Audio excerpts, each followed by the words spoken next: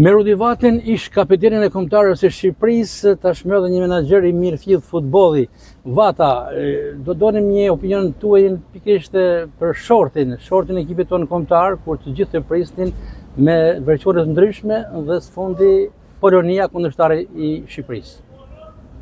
Po, është e vërtet. Mendoj që të shti është prova e të vërtetës. Mendoj që këto dy teste finale që na çojnë Kupën e Botës janë testet më të mira të mujtëna për me vërtetu forcën tonë, domethënë si kombëtare.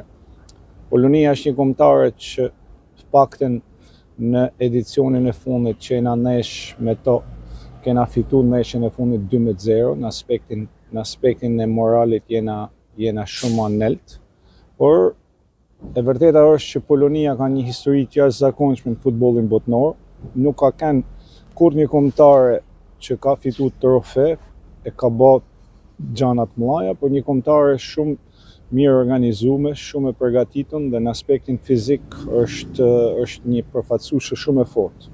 Deri në mars mendoj Shqipëria ka mundësitë maksimale mu përgatit, në mënyrën më të mirë të mujtën. Futbollistat e dinë se sa e rëndësishme është kjo neshje, uria duhet të jetë maksimale. Dhe sigurisht që në fund krejt është edhe fati, por duhet mu përgatit që në këtë neshje me Poloninë ne na duhet me shënu gol, edhe me dalë të golit duhet me gjetë lojtarë që janë me të vërtet në formën më të mirë dhe shpresojmë që sulmuesit kryesor Broja, Uzuni edhe Hoxha qoftë në tjetër t'jenë ditën e tyne më të mirë për neshën e Polonisë. Vata thotë janë dy teste serioze për kombëtaren. Keni parasysh që mund ta kaloj testin e parë dhe i vjen momenti për të luajtur në testin e dytë?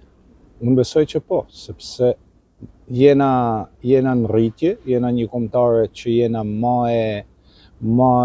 me eksperiencë, kena bë eliminatore shumë të mira, kena dalë dytë në një grup të vështirë, kena lanë mrapa një kundërshtar serioz në futbollin botnor si që është Serbia. Nuk i mungon asnjë gjë kombëtare. Sot edhe neshjet jashtë edhe neshjet brenda pak a shumë janë pothuajse si të barabarta. Sigurisht gjithkush mund të mendojnë që fusha mund të mikojnë, por unë mendoj që kombëtari jonë do të ketë mbështetjen maksimale edhe tifozave të saj, cilë do të jenë shumë të numër, edhe do të jetë një energji si thush lufte, se në një farë mënyrë këto janë dy betejë që na fusin në vallen që ne se kena kthy asnjëherë. Në karrierën tuaj sportive keni pasur rastin të përballeni me ekipin polak? Polakt janë, shiko, unë kur flas për Polak, unë flas për historinë e tyre, sepse po të shikosh Poloninë kanë dalë edhe deri në gjysmëfinalet të Kupës së Botës. Si komb ata janë një komb shumë krenar, janë një komb i pastër, një komb që janë shumë luftarak, janë shumë punëtor si komb. Dhe kanë përullu gjithmonë yje. Normalisht ka përullu Bonjek që ka fitu kampionatin, Kupën e Kampioneve, ka Latot, kanë dalë lojtarë si Lewandowski, i cili vazhdon me kënë majat e futbollit evropian dhe ati botnor. Neve jena një kombëtare që po rritena dhe ne me këtë neshje vetëm mund të rritena dhe mund të i rrisim vlerën, domethënë të kombëtares tonë. Personaliteti i kombëtares tonë tashmë është në tregun ndërkombëtar shumë i vlerësuar dhe unë mendoj që jena një kombëtare pak a shumë e barabartë në aspektin e kualiteteve. Pastaj mënyrën se si do organizojmë, mënyrën si do luftojmë për topin e parë, mënyrën se si do mbrohemi dhe si do sulmojmë, sigurisht janë elemente të rëndësishme të lojës, por ka kohë mi përgatit gjanat edhe me kanë gati për neshjen e parë.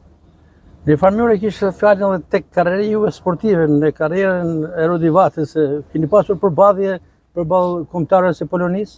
Po, jena nesh me kombëtarën e Polonisë, kam pas, domethënë, neve gjithmonë i kena, normalisht po të shikosh përballjet tona, janë ma shumë polak kanë dominu, rezultatet e tyre kena mduket vetëm 2 fitore dhe 2 barazi, me polak kanë 6 fitore.